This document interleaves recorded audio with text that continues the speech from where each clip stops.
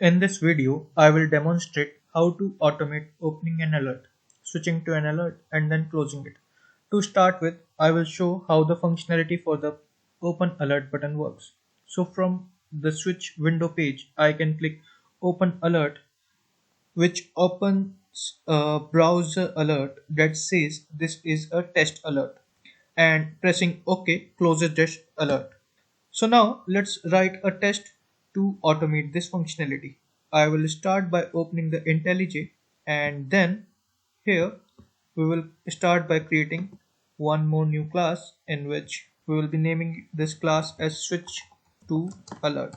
Then like we did before, so I'm taking some common code from the previous class and then I have pasted it here. Now here the first thing that I will need is the web element locator. So I will switch back to my web page and I need to inspect this open alert page so that I will be able to click it. So I'm inspecting it, and now by inspecting it I can see this ID locator I can use to click on this alert button. I will switch back to my IntelliJ and here I will click create a web element. I can name it as alert button, then is equals to driver dot find element by dot id, and here I will put that id. I need this class, so I have imported it.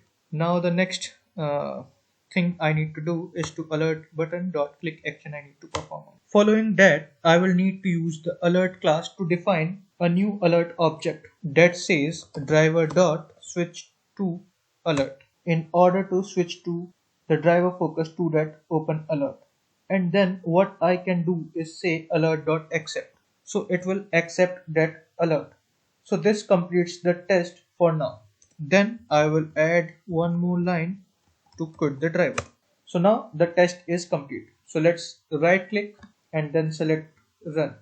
Now the browser is getting open. The browser is open.